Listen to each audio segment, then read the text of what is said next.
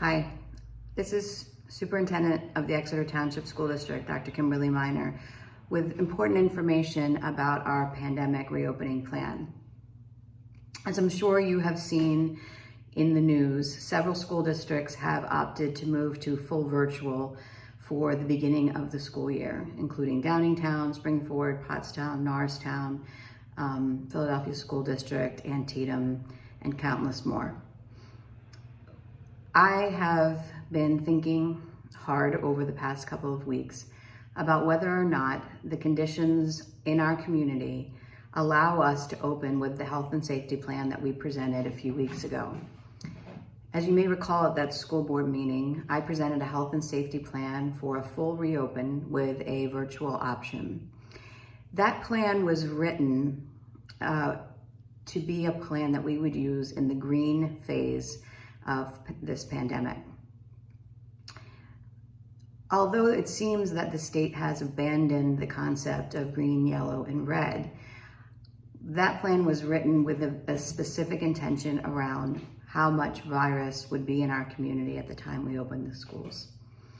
Recently, the number of cases in Berks County has gone up significantly, and the opening metric was for 210 cases on an average of the last 14 days to be the number we were at. And that's about where we were in the beginning of July when we started writing our health and safety plan. As of yesterday, that number was at 340. And if you look at the trajectory from the beginning of July to today, it has a sharp increase with a higher number each and every day. And there's no sign that that's going to go in the other direction between now and August 24th, when we were set to begin school. So of course that's of great concern to me, because even with a well-articulated health and safety plan, that's predicated on a controlled level of virus in our community. Without a controlled level of virus in our community, any mistakes that are made around that plan, students who forget to wash their hands or don't stay socially distant, put our teachers, our students, most importantly, our staff, our community, all at risk. As a parent, I never want to be in a position of putting another person's child at risk. As a superintendent, I never want to be in the position of putting my teachers, my administrators, my support staff at risk. And I recognize that putting any of them at risk puts our entire community at risk, because they all go home to families. So I've wrestled with this. The only other school district that I mentioned in Berks County that has made this choice at this point is Antietam. But I feel that it's the right thing to do, that I can't look families in the eye and say, I'm certain that as your superintendent, I can keep your children, your family members who teach and work in our schools safe the way things stand right now. So what I'm going to be going forward to the board on Tuesday night with is my recommendation that we move to virtual learning for the first 9 weeks of school, the first marking period. And then we will watch what's happening in school districts that open, we'll follow the data, and we'll make a determination about whether to come back to in-person learning or to continue virtual. I am not, as superintendent, willing to experiment with the Exeter Township School District. That's the word that is being used, that opening public schools right now with the conditions on the ground is an experiment. That being said, I recognize that other schools that are going to open may be successful. Teachers and students may go back and terrific learning may happen, and cases may not spike, and people may not get sick and may not die. And I certainly hope that that is the case. And if it is, we will go to those schools that have been successful, that have done it well, and we'll learn lessons from them. How did they do it? What did they do in terms of disinfection and social distance? And then we'll open Exeter again with those best models. But if they go poorly, if people get sick, if people die, I am not comfortable putting our community at that risk right now. I can't see a pathway to doing it that makes sense. Furthermore, the quality of the education that our students would be able to receive in this period of time of heightened anxiety, with such tight restrictions on space, on masks, on desks facing the same way, seriously erode the things that we get out of in-person instruction: small group work, cooperative learning, guided reading time, the ability of a teacher to get right next to a student who's struggling with a math problem and help them through it. Those are all eliminated right now in the reopening plans that schools are putting forward.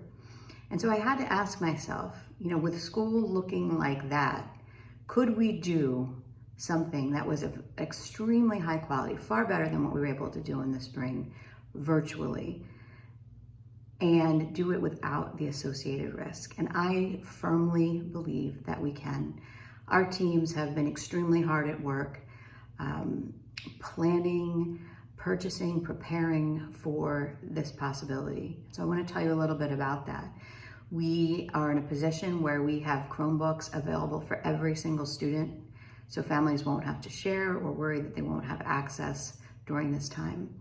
We have purchased Zoom instead of Google, so that teachers have the ability to put kids in small groups and have them work together and collaborate and have a more secure and more robust online environment. We've purchased software programs. We've purchased other materials that we think are really going to enhance the learning experience. We've developed schedules that are very specific for synchronous and asynchronous learning time. So synchronous meaning time that students will interact directly with their teacher every single day. Half of their day will be spent that way, and half of their day will be spent with more flexible time to work asynchronously or offline from their teacher. We'll elaborate on these plans thoroughly on Tuesday night at our curriculum committee meeting. And along with that presentation on Tuesday night, we'll be putting out a document that's multi-page and very specific that every parent and every teacher will have access to in terms of what our plans will look like. I know that what I'm saying right now is going to alleviate anxiety for many people in the community who've been worried about this choice. I also know that it's going to create anxiety for people who really wanted to go back to school in person, because we are going back to school, but we're going back virtually. And I want you to know that everyone who works in education, me, every principal, every teacher, every paraprofessional, wants to be an in-person instruction. That's why we do this for a living, because we love seeing teachers and children interact, because we love the noise on the playground, and we all want it back. This isn't about not wanting it back. We all want it back, but it's about having it back when it can be meaningful and it can be safe. So I fully anticipate a barrage of emails and texts and Facebook posts that say, this isn't right, this isn't fair, this is a hoax, that this is an overreaction, it's hysteria, that I shouldn't have to pay my taxes anymore because if kids aren't physically in buildings, they're not learning. I assure you, our kids will continue to learn, and they will learn at very high levels. The other side for families will be, school does serve a child care function. It's not meant to be the primary function of school, but it's an important function for many, many families. And that having their children be able to go to school means that they can go to work. So to that end, and to support those families, I'm working with Dr. Hackman at the BCIU to have Berks County Intermediate Unit childcare available in our schools for the full day during this period of closure. We believe that they can do that safely and well because it'll be far fewer students in a much bigger space than they usually utilize for childcare. So there'll be more information to come on those childcare preparations. I know it's disappointing. I know that nobody wanted to be here, but I want to commit to you that we'll be back in person as soon as we can. Other districts have closed straight through January at this point. I really want to take a measured, watchful approach to this. In-person learning is important. Virtual learning can be outstanding and we'll make it so. And I will decide, along with my team, in consultation with parents, and with students, with data, with the county leadership, about when and how we will reopen our schools for in-person learning.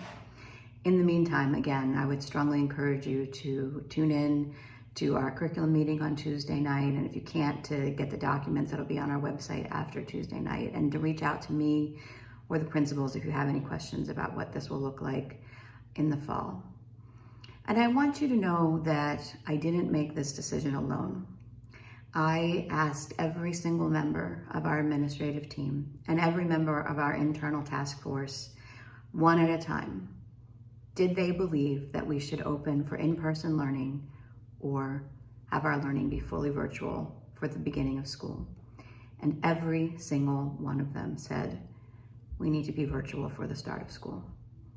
And I have great faith in the administrators and the teachers and the nurses who are part of that team. And the fact that they all unanimously said, this is where we need to be in Exeter right now, convinced me that this was the time to make this decision. So I know that there'll be many questions, there'll be many concerns, there'll be many comments, and I will listen to all of them. But as your superintendent, I need you to know that the well-being of our students, staff, and community are my #1 priority.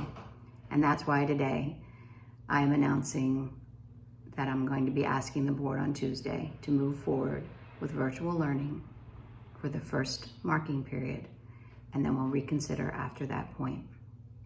I thank you as a community for your welcoming of me, your patience through this process. I know it has been anxiety-inducing. I thank all of you who have participated, who've reached out, who've spoken to me in coffees or on the phone, sent me emails. Your opinion and your words are highly valued. Today, the governor sent out notice saying he wouldn't make this decision and that the superintendents were going to have to. It's a hard decision, but I know in my mind and in my heart, it's the only right decision to make at this time. I thank you. I wish that you all the best, and I hope that you stay safe and healthy, and I look forward to seeing you soon.